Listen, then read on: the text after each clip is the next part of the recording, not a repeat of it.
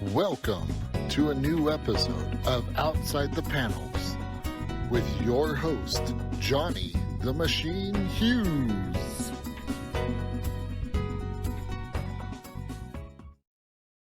Welcome everyone to an episode of Outside the Panels. And as everybody knows, I am a huge Kickstarter fan. I'm such a huge Kickstarter fan, they should be calling it Kickback, so they give me some money for talking about the books. But enough about that, all right?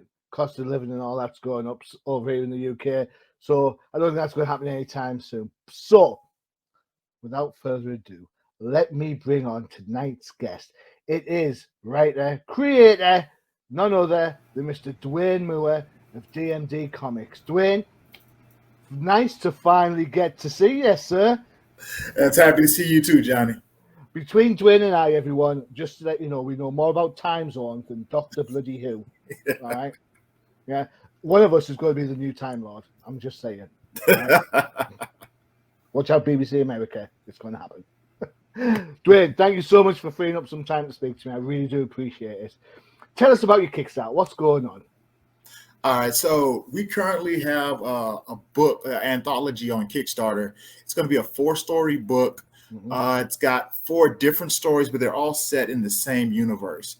Our goal is to introduce a universe of comics. We're not just trying to do like a one-shot or one and done. We're going to do this one, and then we've already have some preparations for other future issues and arcs for the different stories in the issue.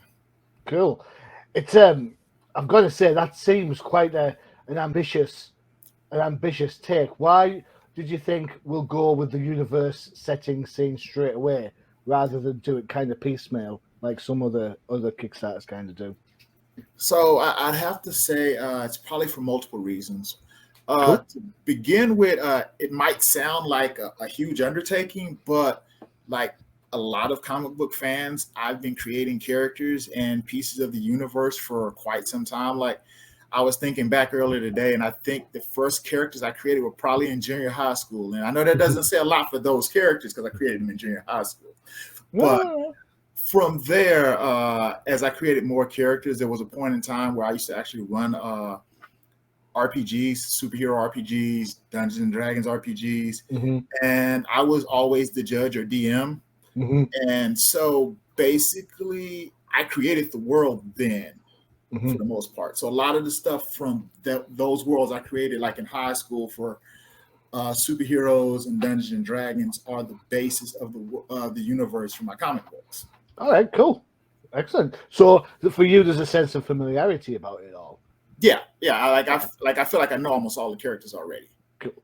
All right. I'm not going to ask you to pick which one's your favorite. That's like saying which kid are you going to send to college, right? Kind of. I probably do have favorites though. We'll get to that later then. None of that. Right. I'll tell you what. Why don't we take a look? We have your Kickstarter page up here. We're going to share it for you now, so you can have a look at it, and we're going to watch the video that comes with it. So, okay. 2 seconds for the magic of technology to get this sorted. There you go, and here we go, everyone. This is the pitch for DMD Comics. Here we go. We don't want to sell you a comic book. We want to introduce you to our universe. Our universe, like the others you have visited, has many facets. Magic, gods, heroes, monsters, villains, and all the in-between. This is only the first venture. In the introduction, we will present you with 4 stories. 2 groups of heroes, one on their first outing and another as they remember how they got started.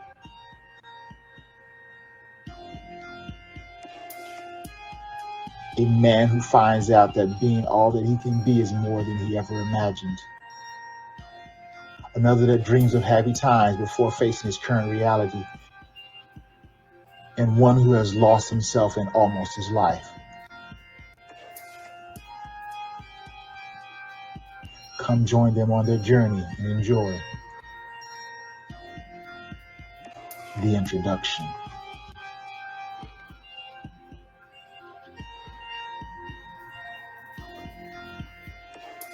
So for the most part, that's it, except for credits.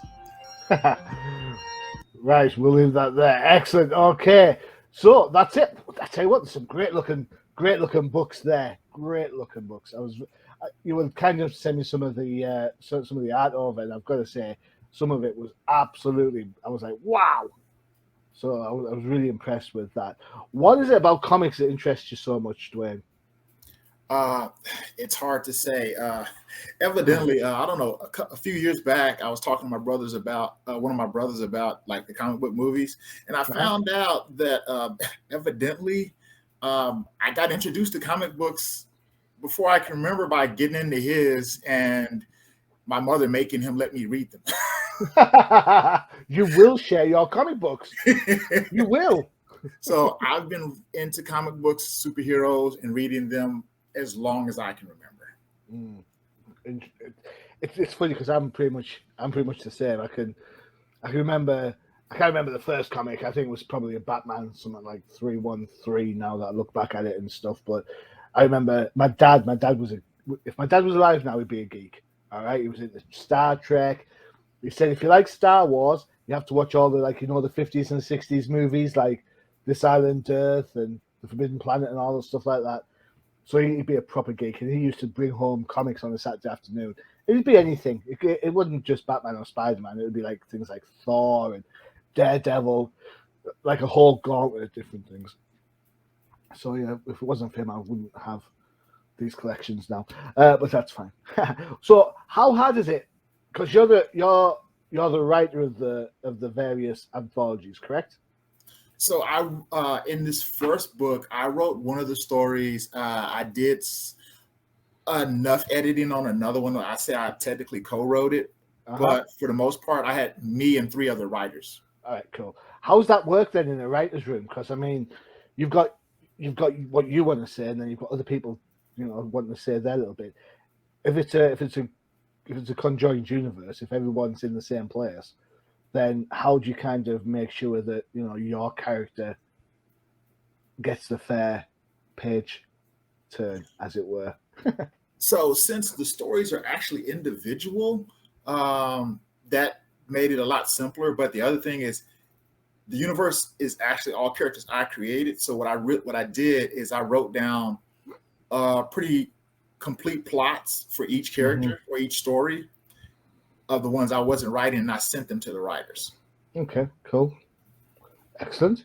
So did you then create sort of like a Bible for each segment? Then the writers then have to kind of adhere to that to tell their story? Yeah. Okay, cool. Excellent. All right. So let's have a look at some art and let's see what we've got going on. Where should we go first? Right, this book. I'm going to pick this one because this is one of my favorites, I've got to say, when I looked at it. And part of it, I don't know if it was intentional or not, all right? But it looks and feels like a Zenescope book. And now, over this I used to think Zenescope, really. But over this last year, I've kind of got a new appreciation for them, right? So don't think that as an insult. It's a compliment, really. Right, so and I'm going with this young lady. This is is this from Baptiste? Yes. It's like I know what I'm doing. Who'd have thunk it? All right, so this book it looks like a Zenescope book. It looks absolutely well put together. The art's well defined. The characters look great. How did you manage to kind of create something that seems so automatically straight away looks like the finished, the real I Am? Well, it's hard to say. I mean, this is actually the one I wrote, and I sent it to the artist. I plotted it out. I sent it to the artist, and they drew it. I think it's a little bit more complicated than that. Yeah, I mean, I based it on a short story. I mean, I created the character, and I'd never written a comic before. I'd done some writing, but I'd never actually written a comic. So I put together a short story, and then as I was working with my other I talked to an editor or a writer. I'm not sure which one he was. I think he was both. Mm-hmm. A while back, and he told me what I needed to do to make a comic book properly. Mm-hmm. So I started transforming my story into a comic. Started transforming my short story into the comic book format. Mm-hmm. So basically, I just followed the short story as it went along and found a good stopping point to end the story. Mm-hmm. And that's pretty much what I did. It's tricky though, isn't it? Because I mean, when you're writing short stories, you can put a lot of prose in there. You can put a lot of like the dark. There was a darkness more than night, as evil lurked through the shadowy forest. Right? You can put that sort of stuff in. In a comic book, you can just put scary forest. yeah. I'm really thankful, and I wish I could remember his name right now. Because it was like, I don't know, like 4 years, 3 or 4 years ago, I contacted him, and he gave me the information about how to make sure you describe each page. The only thing I had to work at was minimizing my number of panels, because I was adding a lot of panels to the page. You, my friend, are a show not tell kind of guy. I don't mind that when it comes to comic book art. I would rather see something than have a character be 9 panels telling me something. Right. So I definitely think the truth is in the middle between the two, isn't it? Yeah.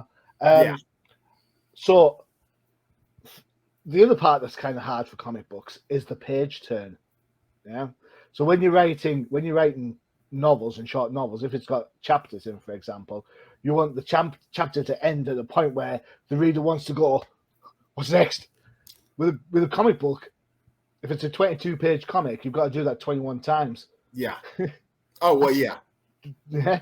And then on the last page, you're like, ooh, I've got to go and buy the next issue. So, it's a different, I think it's definitely a different technique in a different discipline, maybe. How do you kind of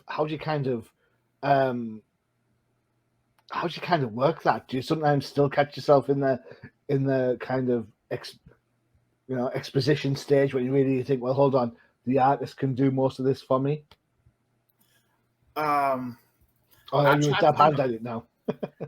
I tried to do my best in laying out the scenes, Mm-hmm. but like pretty much when I got to page 15 and that panel on page, well, I don't think you have it, but the page 15 in the last panel of this story, of part 1 of this story, is like, yeah, that's where you end it.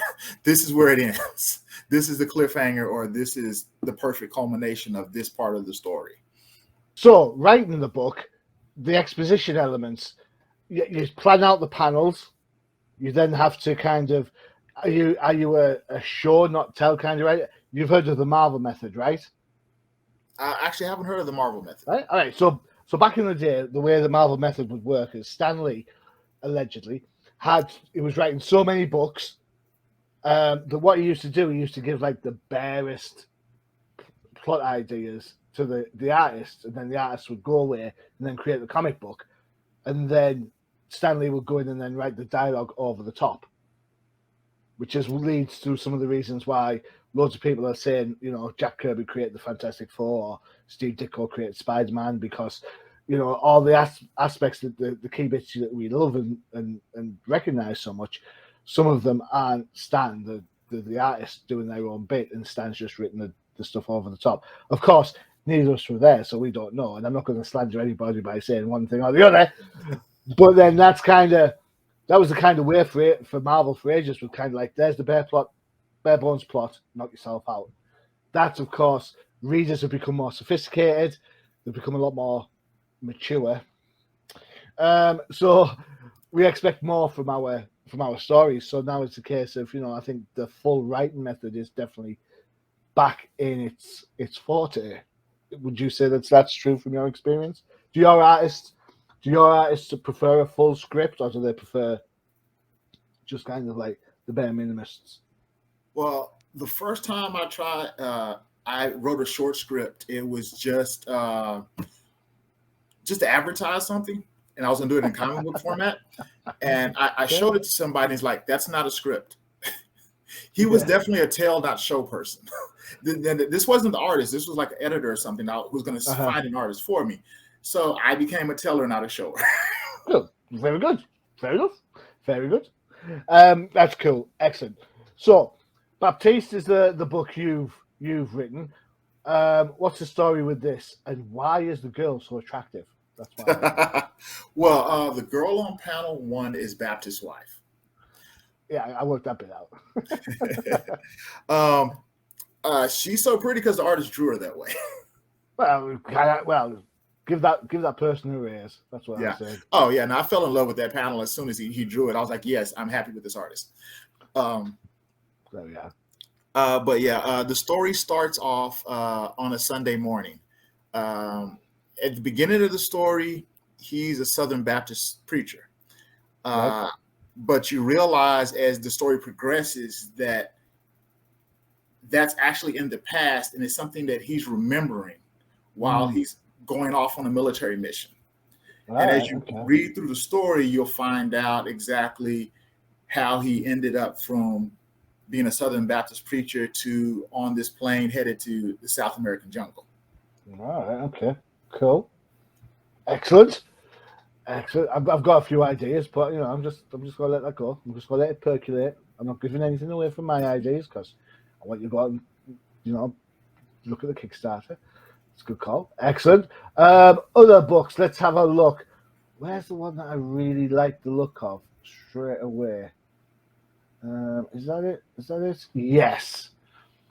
This one probably harkens back to Image and Marvel the most.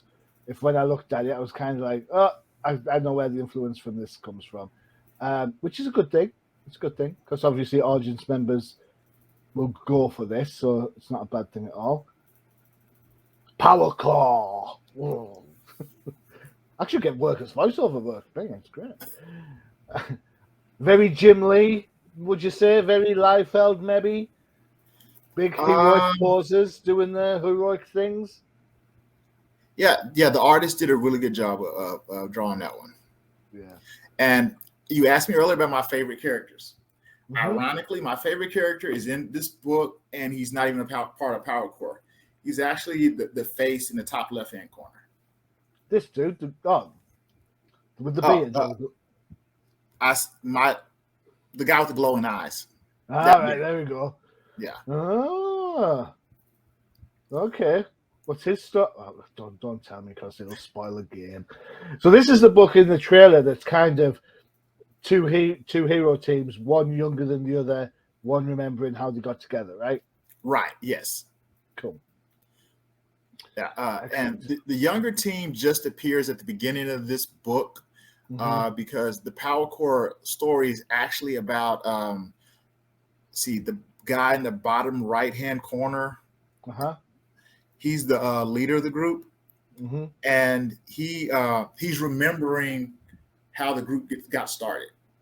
Okay. Because at the time of the beginning of the story, they've actually retired or been forced into retirement. Ooh. All right. I wonder what's forced them into retirement. I wonder if that's a bit of a thing. No comment. Okay. Well, you can go ahead. No, I'm not saying anything. I'm just help setting the scene. I've noticed on the blurb you sent me regarding the Power Corps, amid the process of 2020, a former leader of a group of black superhuman activists. Do you feel that now is obviously Milestone Comics have come back, which is African American characters written by and drawn by African American creators.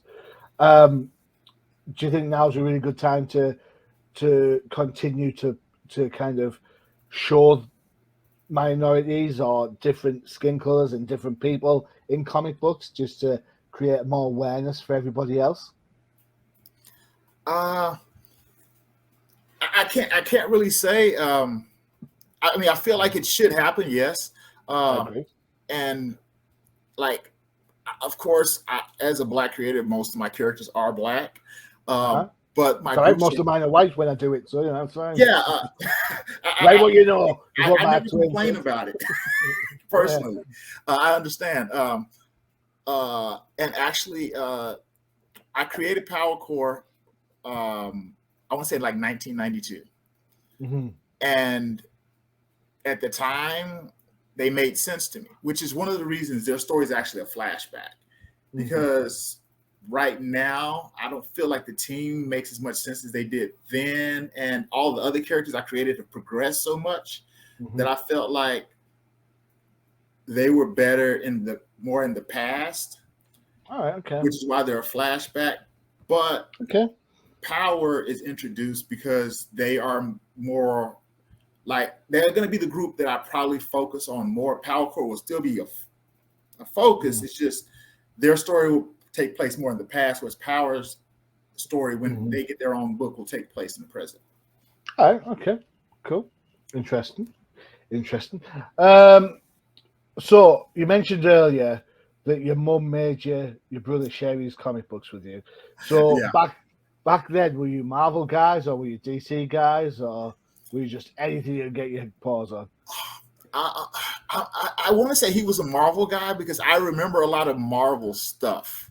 Only DC stuff I remember is actually literally from cartoons. Oh, all right, okay. So I assume he was a Marvel guy, and he seemed to know a lot about like characters like the Vision. It feels weird, like for my brother, who I know I've never seen touch a comic in my actual memory, to know who the Vision is. Yeah, he's watching Avengers going, no, that's not how it works. Oh, dear me. Excellent. All right, okay. Reason I ask, we're going to have an advert for one of our other shows that we have here on the UCPN before we talk more about your books, Duane. You know what? I don't think we'll... Have we got what? Yes. One of my favourite adverts. You never know. Kickstarter takes off, Duane. Your guys could appear on here. This is Crisis in the Toyverse. Check it out.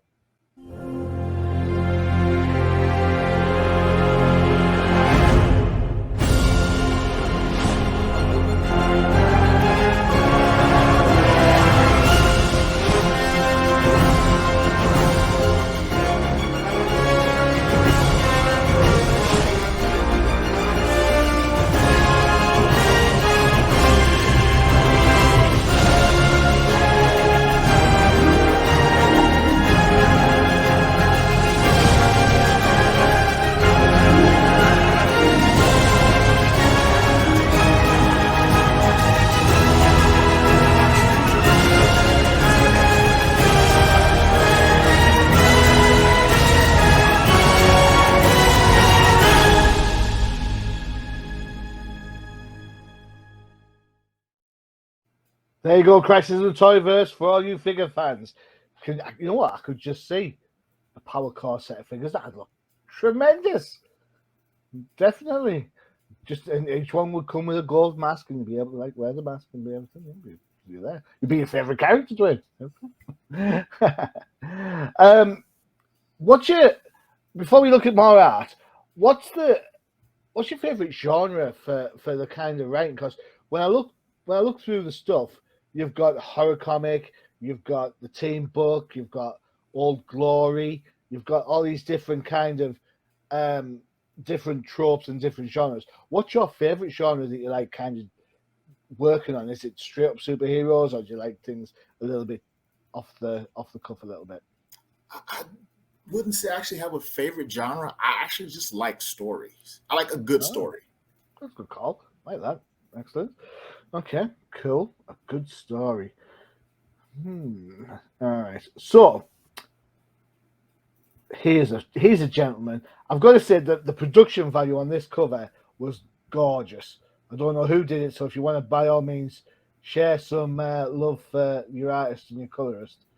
I would like to say that this is probably one of the best covers that you sent me. Yeah. I have trouble actually pronouncing his name. It's like his last name is Campbell. His first name is like Chinidu, something like that. I'm not sure. I can't pronounce it well. You sound His like art's me. freaking amazing. My mutant ability is to get everybody's name wrong. It's just the way it works. Let's see. Chinedu Campbell is how I Yeah. pronounce that, but what do I know? Yeah. And So the thing, Brand X. the thing with that art, which is even better, is like he had reference art for the face, and I told him what the rest of it needed to look like because I had it. My reference artist drew the character, and I liked it, but I didn't totally like it, and I had a picture of him in like the first book, so I'm like, all right, draw this in more street clothes, and he drew that. I'm like,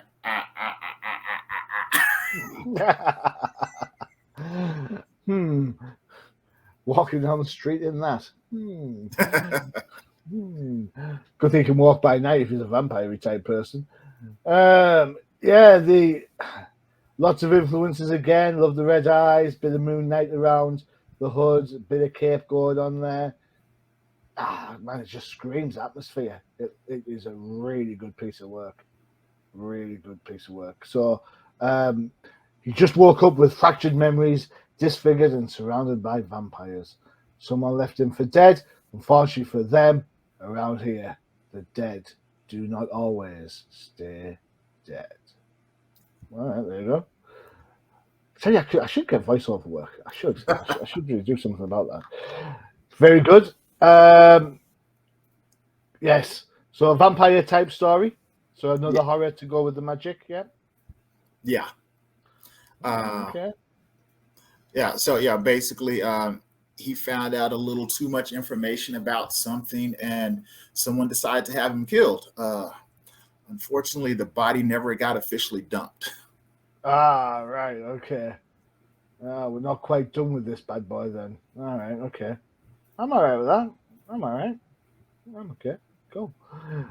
Is the interior art of the same quality? It is really good. It's a different artist, but every time he draws something, he draws something for me. He makes me pause. Yeah. Good. It's what you want, isn't it? The kind of like that type of artist that just makes you I don't know, if it was me, I'd be like chomping at the bit to get the work. Oh like, yeah. Come on, give me the art. And then when I see it, I'd be like, yeah. Do you find it hard? Because I mean, if these are your creations, some of which other writers have come in to work off your Bible, as it were. Do you find it hard to give up that much control? Because I mean, you've handed over the reins for the writing, you've got somebody else drawing them. It's like, these are your babies, man. What are you going to do? Well, yeah. Well, like for the art, it was a lot easier because I can't draw at that level. I mean, I want to see them as good. I want to see them taken care of art-wise as best as possible. And as for the writing, I checked some other stuff the writers wrote previously, and I get a chance to like look over what they've written to make sure it fits and doesn't like go off in some weird direction. Because I know that happens in regular comics a lot. Well, at least I say, I mean, the editors see it and they still let it go. But like you see characters go in so many different directions, and then readers like, I don't know who this guy is anymore. There are people arguing literally because he's been rewritten so many times. Yeah, that's true. That indeed. All right, excellent. Okay, let's have a look at your Kickstarter page. Let's see where we're at with this. There we go. So you've got, where is it? Let me show the screen. You have got 11 days left to go. It's in pounds because I'm in England. So you've got $366 towards your $1,000 goal. You've got your introduction there, so you can get to see the whole enchilada, the whole thing. I'm liking that panel there. That's interesting. I like that a lot, with the three protagonists in the front. The back, that's Brand X, isn't it? In the background. See, I recognise these things. Excellent. Let's see, what do we get? So, $4 or more gets you the Brand X PDF, Dark Origins, Baptist, Old Glory. Old Glory, that's an interesting book. What made you want to go do something like Old Glory? Well, when I created the character, to be honest, like when I originally created the character, he was a disgruntled patriotic hero. All right. And so, Captain America with a chip on his shoulder. Yeah, because I created him in present day, not the past. I mean, of course, I went back and created his origin, and we're reading through his origin to see how he got from where he started to where he is. Mm-hmm. And because of some other things that have actually happened in the real world, I had him actually make a change and go back to being more patriotic. But which is kind of evident because you will see him as a present day patriotic hero in Power Core. Oh, okay. It's funny because I mean,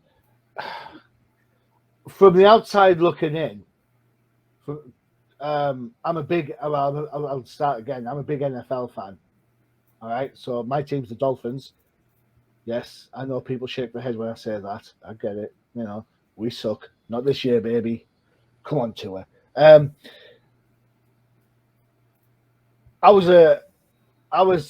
had to explain to a lot of people over here about the whole taking the knee and the Colin Kaepernick thing, and how that could be perceived as patriotic as standing up for the national anthem.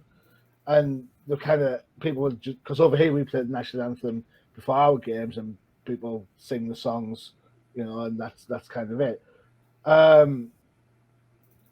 So having this, it's interesting you had to change it a little bit, Old Glory, to kind of reflect a modern day thinking. Do you feel that strengthens the character down the line, or do you feel that it's something you have to sort of build back up piece by piece to get to where you want it to be? So the reality is, I create characters and I let them tell their own stories as much as possible. So It was him becoming a patriotic character again was less me trying to change him and me deciding that this catalyst would change him. All right, okay. Let's have a look, because we have a copy of him kicking around somewhere. Give me 2 seconds. There we go. There he is. All right, yeah. Okay, so he looks a bit down on the dumps. Wait a second. White goatee beard. Does that? All right, okay. Let's see. Did you base this on you? No. No. Take your cap off and let's see. There better be some hair under there. If there's no hair under there, I'm calling it. Yeah. The reality is, one of his powers is he doesn't age, but his hair still does change color. So. Sorry, man. Couldn't resist. It's okay. Hey, I cosplayed him at a con recently. Oh, there you go. See? Hashtag that's you. Okay, got it. So you're disgruntled. What are you disgruntled about? Do you think Kickstarters... Is this your first Kickstarter, Duane? Or? It's not my first Kickstarter. It's my first comic book Kickstarter, though. All right, okay. Oh, you know what? I did see your game stuff when I was looking for the Kickstarter before the show. All right, okay. So then, how does running a games Kickstarter differ to running a comic book? Is it just the product, or do you find that different audiences expect different levels of product? For a game Kickstarter, I feel like you have to show them the game. You have to show them the game, show them that someone likes the game, or let them play it. Right. It feels easier and harder than a comic book Kickstarter though, because like usually I put the game in front of somebody, they play it, they like it, they buy it. Whereas a comic book, it's a book, it's a story. So Okay. if I give them the whole story, they may like it, but if they read the story, there's no reason to buy the story. Do you know that's a fair shout? Yeah. So you've got to kind of tease them about it. Yeah. Exactly. I have to give them the proper amount of teasing to buy it, but the reality is there's also a lot of other people doing the exact same thing. So I have to find a way to stand out in some way, shape, or form. Cool. Yeah, that's a fair. I mean, Kickstarter is synonymous with how creators get into the business, and also Kickstarters are being ran by existing comic pros as well, and comic companies to do their. I mean, Dynamite are forever launching things on Kickstarter. You know, and I can understand why, because they want to put a lot of money into producing yet another Vampirella card set. They want to know how many people are going to buy it, right? So, no disrespect intended for Vampy fans, you know, but really, do you need that many books? Do you need that many pictures of a half-naked woman? Oh, no. Yeah. Okay. So when you talk about being a writer and creator, who are your influences? Where do you get your sort of your tone from? You know, so some people like, you know, Tolkien, some people like, you mentioned you like good stories. Do you have kind of like a guy or a girl you think, you know what, I can go to them because I know they've always got good stories going on? I'd say probably the biggest influences on me, I say Stephen King would be an influence. I read a lot of Stephen King. I love the way he tells stories. Mm-hmm. And then old school Marvel comics in general. I'm an old school Marvel fan. I prefer the way they did their old stories and the way they did their characters. Like I love Spider-Man not because he was Spider-Man and he's jumping around with webs. I loved him.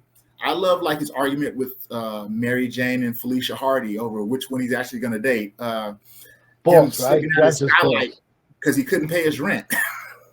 You know, you're a man of my own heart. I say this all the time. I don't read Spider-Man for Spider-Man. I read Spider-Man for Peter Parker.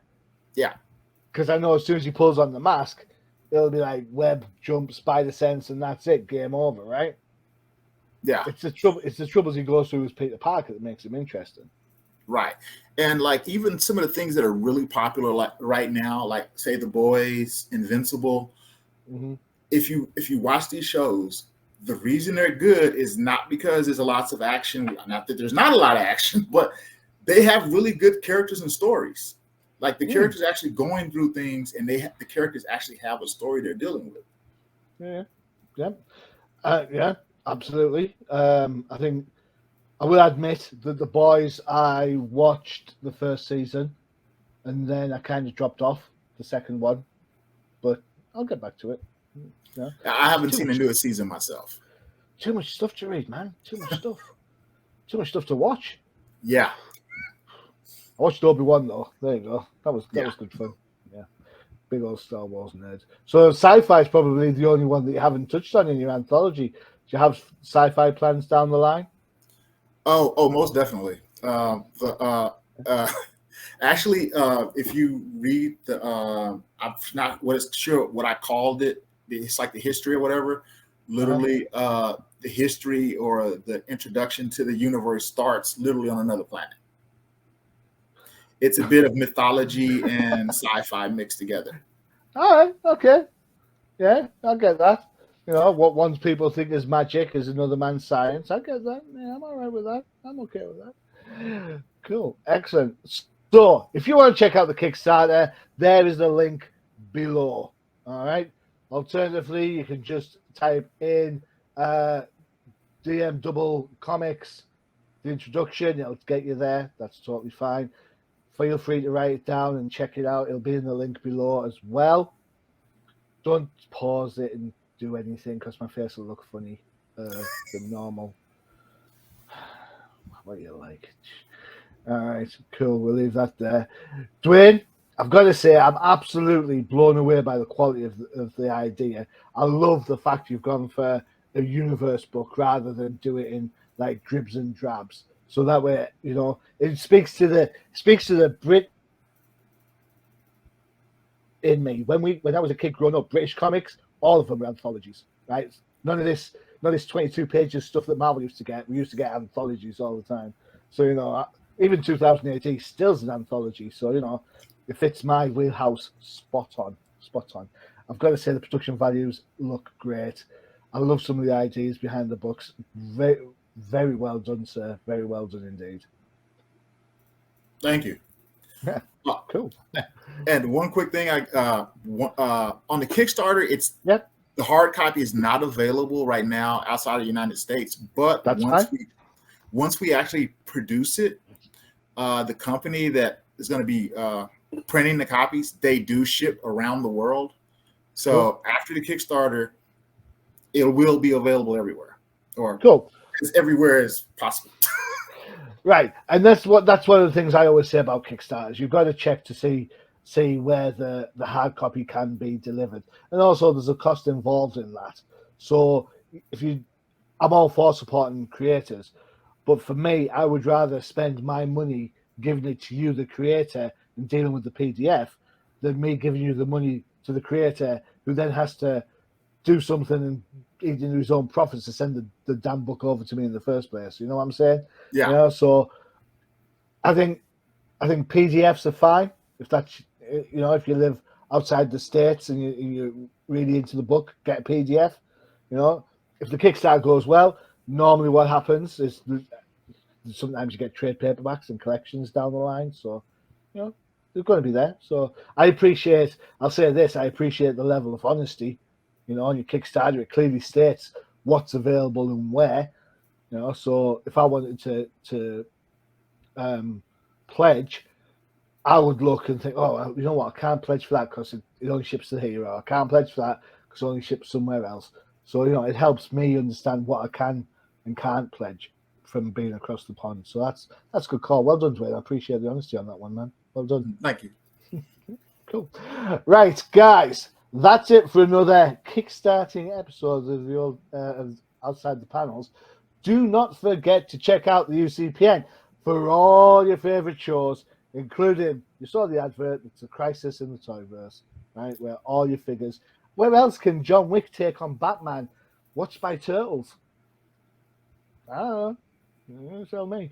And of course, for all you old school Marvel fans like Duane, don't forget to check out the Old Timers Comic Book Show, where the hosts aren't old, but the comics most certainly are.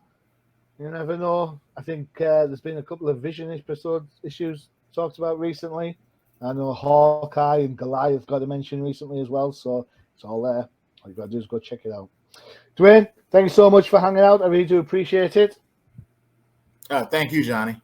You're more than welcome. As for everybody else, I've been your host, Johnny the Machine Hughes. As always, adios. All right, see you, man. Visit undercovercapes.com for the latest and greatest podcasts via the Undercover Capes Podcast Network. Also visit our parent company website, comiccrusaders.com, all about comic pop culture.